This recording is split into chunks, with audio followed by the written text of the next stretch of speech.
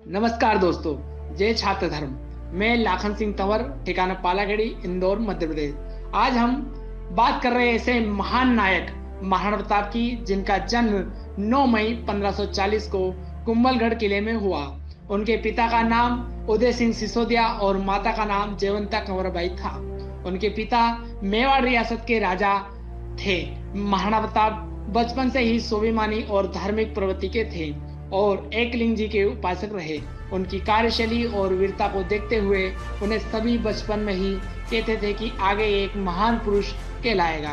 ऐसे तो भारत भूमि पर समय समय पर अनेक महापुरुषों ने जन्म लिया, परंतु भारत के वीर पुत्र महाराणा प्रताप का जीवन त्याग, बलिदान, शौर्य, स्वतंत्रता का प्रतीक रहा है और इसी के चलते अकबर ने अनेक बार शांति दूत पहुंचाए, परंतु महाराणा प्रताप ने स्वीकार नहीं किया और उनको खाली हाथ लौटा दिया, जिसका सामना कई कठिनाइयों और युद्धों आदि से करना पड़ा। और फिर वो दिन आ गया 18 जून 1576 को, जब युद्ध का बिगुल बजा, जो इतिहास के सुनहरे पन्नों में इस घमासान युद्ध को दर्ज किया गया। जहां एक और विशाल अकबर की सेना 80,000 थी, वहीं महाराणा प्रताप की सेना 20,000 थी। जहां अकबर की सेना में बेलोल खां और मानसिंह, शक्ति सिंह जैसे योद्धा थे, वहीं महाराणा प्रताप की सेना में हकीम खां सूर, राणा पुंजा, चेमल मेड़तिया, झाला मानसिंह और ग्वालियर नरेश रामशाह तंवर संग उनके पुत्र शालिवाहन, भवानी सिंह और प्रताप सिंह आदि सम्मिलित थे। 4 घंटे चले इस भयंकर घमासान युद्ध में, जहां प्रताप ने एक ही वार में अकबर के सेनापति बेलोल खां को घोड़े सहित ऊपर से नीचे तक तलवार से काट दिया, जिससे सेना भयभीत होकर इधर उधर भागने लगी और भीषण युद्ध में अनेक सैनिक मारे गए और भारी नुकसान हुआ। देखकर अकबर को पीछे हटना पड़ा। इधर झाला मानसिंह, रामशाह तंवर और उनके पुत्र भी इस युद्ध में वीरगति को प्राप्त हुए। साथ ही स्वामी भक्ति की मिसाल देते हुए एक नाले को पार करते हुए उनका सारथी घोड़ा चेतक भी वीरगति को प्राप्त हुआ।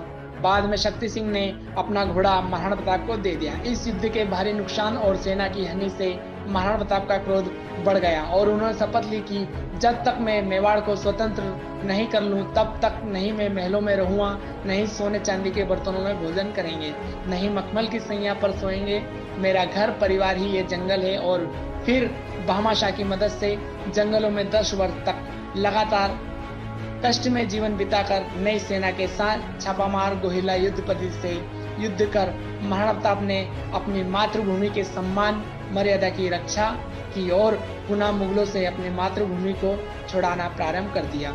उनके प्रचंड विक्रम को नहीं रोक पाने के कारण एक के पश्चात एक गढ़ प्रताप जीतते गए। इसी ओर जहां मेवाड़ में अकबर की शक्ति कमजोर होने लगी और फिर प्रताप ने अचानक आक्रमण करके 36 ठिकानों पर जीत हासिल करके अनेक भाग को अपने अधिकार में कर लिया। इससे गुस्साए अकबर ने पुनः एक बार फिर अपनी सेना को अपने चाचा सुल्तान खां के नेतृत्व में आक्रमण करने का आदेश दिया। वहीं महाराणा प्रताप ने अपनी नई संगठित सेना को 2 भागों में बांट दिया, जिसका एक हिस्सा स्वयं महाराणा प्रताप तो दूसरा हिस्सा उनके पुत्र अमर सिंह नेतृत्व कर रहे थे। विजयदशमी का वो दिन आज भी इतिहास बन गया। अक्टूबर 1582 में दिवेर के युद्ध में अमर सिंह ने दिवेर के शाही थाने पर हमला कर दिया। अमर सिंह ने भाले के एक ही वार से ऐसा हमला किया कि उसके घोड़े सहित चिरता हुआ जमीन में धंस गया, जिससे सेनापति मूर्ति की तरह एक जगह गड़ गया। ऐसा ही दृश्य हल्दी घाटी युद्ध में महाराणा प्रताप द्वारा बेलोल खां को घोड़े सहित काट दिया था, जिससे मेवाड़ में एक कहावत बन गई, मेवाड़ के योद्धा एक ही वार में दुश्मन योद्धा को घोड़े सहित काट देते हैं। यह देखकर मुगल सेना में भगदड़ मची और अमर सिंह की सेना ने अजमेर तक मुगलों को खदेड़ा। इस युद्ध के बाद 36,000 मुगल सैनिकों ने आत्मसमर्पण कर दिया, जिसमें अनेक महिलाएं भी शामिल थी। परंतु नारी शक्ति का मान सम्मान का परिचय देते हुए राणा प्रताप ने बहन बेटियों की तरह उन्हें ससम्मान उनके स्थान पर पुनः पहुंचाया।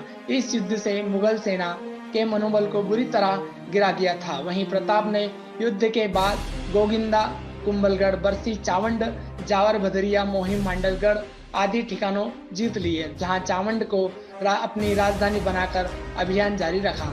सेना के शौर्य, जुनून के साथ अनेक भागों पर भी पुनः कब्जा कर लिया। वहीं महाराणा प्रताप शेर के शिकार के दौरान उनकी आंतों में खिंचाव के कारण उनकी 19 जनवरी 1597 को चावंड में मृत्यु हो गई। आज भी उनकी समाधि स्थल पर छतरी बनी हुई है। महाराणा प्रताप का इतिहास हल्दीघाटी युद्ध पर खत्म नहीं होकर वहीं से स्वतंत्रता की एक नए भारत की लड़ाई की शुरुआत होती है। महाराणा प्रताप जैसे वीर कभी मरते नहीं, वो तो हमेशा के लिए जन्म जन्मांतर तक अजर अमर हो जाते हैं और उनकी शौर्य गाथाओं से प्रेरणा लेकर नए युग का विस्तार होता है, जो हमेशा राष्ट्रभक्ति के रूप में काम आता है।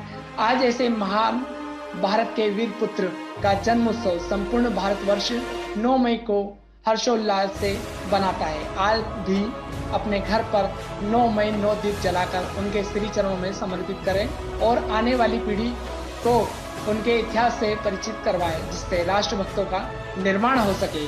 जय महाराणा, जय छात्र धर्म, जय हिंद, जय भारत, जय मेवाड़।